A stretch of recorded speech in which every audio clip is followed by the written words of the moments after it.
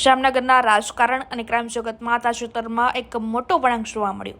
શહેરના ward number 12માં લાંબા સમયથી ચાલી રહેલી બે પૂર્વ વિપક્ષી નેતાઓ વચ્ચેની ગેંગ વોરને ડામવા માટે રેન્જ આઈજી નીલપીત રાયની કડક સૂચના બાદ પોલીસ એક્શનમાં આવી હતી. જામનગર પોલીસે પૂર્વ કોર્પોરેટર અસલમ ખિલજી અને પૂર્વ કોર્પોરેટર અલ્તાફ ખફીની ગેંગ સામે ગુજસેટોક હેઠળ ગુનો નોંધી કાયદેસરની કાર્યવાહી હાથ ધરી હતી.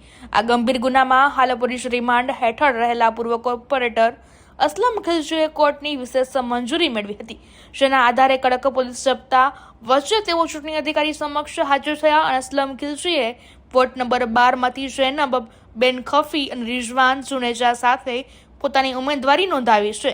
જેલના સળિયા પાછળ હોવા છતાં પોલીસ સુરક્ષામાં ઉમેદવારી પત્ર ભરવાની આ ઘટનાએ સમગ્ર પંથકમાં ભારે ચર્ચાઓ જાગાવી છે. અમે આમ આદમી પાર્ટીના ઉમેદવાર તરીકે અસલમભાઈ ખિલજી, હાજી રિઝવાનભાઈ જુનેજા અને હું એડવોકેટ જૈનબબેન ખફી અમે અમારા ઉમેદવારી પત્રક આજે ભરેલા છે અને આ વોર્ડ નંબર 12 જામનગર મહાનગરપાલિકાની જે સ્થાનિક સ્વરાજ્યની ચૂંટણી છે તેના માટે અમે અમારી ઉમેદવારી નોંધાવી છે અને હાલમાં અમારા તમામ સમાજના આગેવાનો અમારી સાથે છે. આગેવાનો અને અમારા વિસ્તારના તમામ લોકો અત્યારે અમારો સાથ સહકાર આપવા અમારી સાથે આવેલા છે.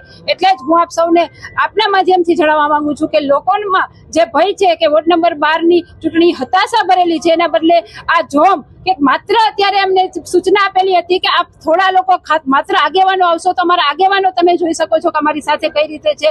વોર્ડ નંબર 12માં જંગી બહુમતીથી અમારે આમ આદમી પાર્ટીની પેનલ ચૂંટાશે એવી અમને સંપૂર્ણ રીતે માત્ર આશા જ નથી પણ પૂરેપૂરો વિશ્વાસ છે. અને વોર્ડ નંબર 12ના લોકોમાં એટલો ઉત્સાહ છે કે હાલમાં અમને એટલું અમારા લોકો કહે છે કે આપ માત્ર ફોર્મ ભરો, તમારી ચૂંટણી તો અમે લડી લેશું. કેમ કે ઘણા લોકો એવા હોય છે કે જે ચૂંટણીના ટાઈમે આવે છે. અમે 5 વર્ષ કામ કરીએ છીએ, હવે અમારી ચૂંટણી અમારા લોકો લડવાના છે. અમારા અમે ઉમેદવાર તરીકે અમારી જે મતદારો છે અમને ચૂંટ્યા છે, એટલે અમને પૂરો વિશ્વાસ છે કે આમ આદમી પાર્ટીની અમારી આ પેનલ જંગી બહુમતીથી અને જામનગરમાં સૌથી વધારે મતોથી ચૂંટાશે. તો આપ સૌને ખ્યાલ જ છે અને હું કોર્ટનો ખૂબ ખૂબ આભાર વ્યક્ત કરું છું કે એમને જે પરમિશન આપેલી અને ખાસ કરીને જે નિયમો છે એ મુજબ આ પરમિશન મળી શકેલી અને નિયમો મુજબ જ અમે દરેક પ્રક્રિયા પણ કરેલી છે.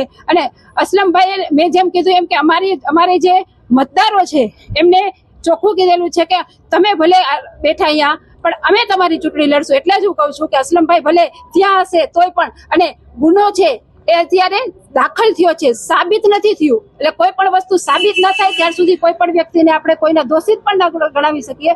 એટલા માટે મને પૂરી આશા છે કે ટૂંક સમયમાં જ અમારા ભાઈ અમારી સાથે નહીં પસંદ કરે છે.